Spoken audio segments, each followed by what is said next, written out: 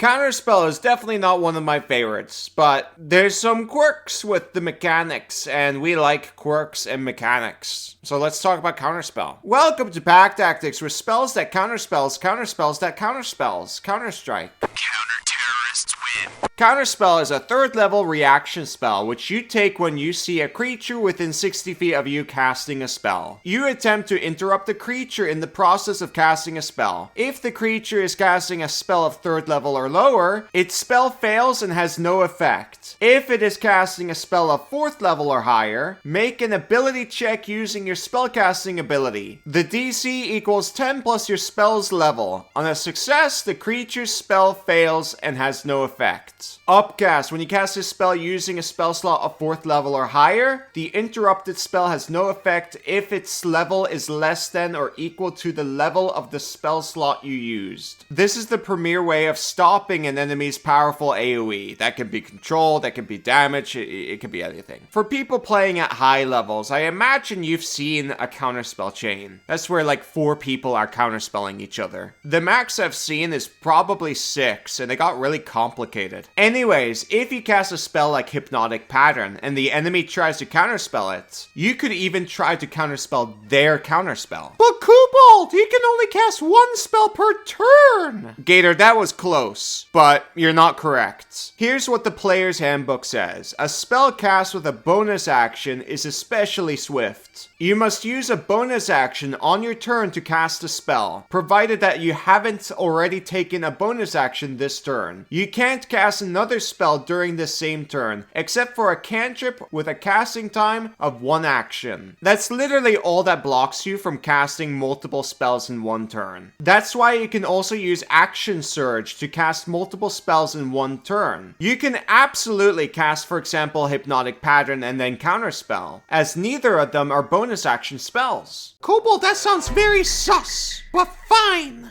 Anyways, now we gotta talk about Xanathar's, perceiving a caster at work. Here's what it says. But what about the act of casting a spell? Is it possible for someone to perceive that a spell is being cast in their presence? To be perceptible, the casting of a spell must involve a verbal, somatic, or material component. The form of a material component doesn't matter for the purposes of perception. Whether it's an object specified in the spell's description, a component pouch, or a spellcasting focus. If the need for a spell's components has been removed by a special ability, such as the Sorcerer's Subtle Spell feature or the innate spellcasting traits possessed by many creatures, the casting of the spell is imperceptible. If an imperceptible casting produces a perceptible effect, it's normally impossible to determine who cast the spell in the absence of other evidence. This rule is important for the trigger for Counterspell, quote, which you take when you see a creature within 60 feet of you casting a spell. Without this optional rule, it is literally never described how or when you can see a creature casting a spell. So while you might say, hey, this is optional, but the thing is, I literally have no idea what you would do without this rule. What this optional rule tells us is that if we can somehow remove the components of a spell, Counterspell is no longer a threat to us. Keep in mind that subtle spell metamagic only removes somatic and verbal components. So if the spell also requires material components, it sadly does not save you. You know what does save you? World Anvil, where you can create worlds and the players can save the world from evil. World Anvil is the perfect DMing tool that will train you in creative writing, while at the same time creating a world or a campaign. There's tons of guides, videos, and a dedicated community that will help you out. It's very impressive. Last month, World Anvil had an event called World Ember, where everyone had to write 10,000 words of world building in order to participate. And my friend Hatwolf got into the shortlist to win the competition. I'm showing off their stuff right now, link in the description. With events like this, you can win different prizes and stuff. This is a fun activity World Anvil does with the community once in a while, and I absolutely think a little bit of friendly competition is optimal. I highly recommend checking out World Anvil. It's a fantastic tool with a great community. Use the code PACK at the checkout and you'll get 51% off any yearly subscription. Back to the video. One example not listed here are magic items. So we gotta pull out the DMG and read what it says. I know, this is so annoying. Anyways, page 141. Some magic items allow the user to cast a spell from the item, often by expending charges from it. The spell is cast at the lowest possible spell and caster level, doesn't expend any of the user's spell slots, and requires no components unless the item's description says otherwise. So that means stuff like Staff of Power or a Spell Scroll are valid ways to counteract Counterspell. By the way, I just recently got a Staff of Power for my flagship ranger. It's awesome. But Kobold, the Spell Scroll says it's cast only without providing any material components. No, it doesn't say only. Check out my scrolls video. Let me explain this in a way simpler way. The general rule is that there are no red, green, or blue cars in the streets, whereas this rule mentions again that there are no red cars. That doesn't mean green or blue cars are in the streets. If it means what you are suggesting, it should say something like, you cast a spell as normal, but without providing any material components. Anyways, it's unclear whether this works with many monster-specific abilities, like Nullify Spell, Dread Counterspell, or Negate Spell, as the wording is slightly different. I think the intent is that it works the same way where you need to see the caster casting a spell, but I wouldn't say it's super obvious. One way that does work in either case is using or abusing, whatever you prefer, the ready action. Let's read what it says. When you ready a spell, you cast it as normal but hold its energy, which you release with your reaction when the trigger occurs. To be readied, a spell must have a casting time of 1 action, and holding on to the spell's magic requires concentration. If your concentration is broken, the spell dissipates without taking effect. For example, if you are concentrating on the web spell and ready magic missile, your web spell ends. And if you take any damage before you release magic missile with your reaction, your concentration might be broken. This allows you to, for example, cast a spell around the corner to the 2B counterspellers using the ready action, meaning they are unable to see you or see you cast anything. You then walk around the corner and release the spell. Obviously, this requires concentration and your reaction, so it's not always optimal to use. However, it's quite a useful technique for when it is possible. Take, for example, a situation where you don't need your reaction and wish to cast a concentration spell. Then there's no reason not to do this. And, well, that's basically it. That's Counterspell explained. There are things you can optimize, like going Abjuration Wizard for improved Abjuration, for example, but my general optimization advice when fighting casters is just to avoid the 60-foot range if you want to cast spells. You can also move out of their 60-foot range, cast a spell, and then move back into their 60-foot range so you can counterspell them. Maybe they forget to move out 60 feet, and if they do, you just screw them over. Or what you can do is just not even get involved and just take cover. If you have a Phantom Steed active, that should be really easy. Pick them off from range. I hope you guys learned something today, and if you got any counterspell stories, feel free to share them in the comments. End of video. I hope I earned your subscription and maybe your support on Patreon. If I didn't earn your subscription, then darn, I have to optimize in a different way. I've been suboptimal. LOL, Kobold is a noob.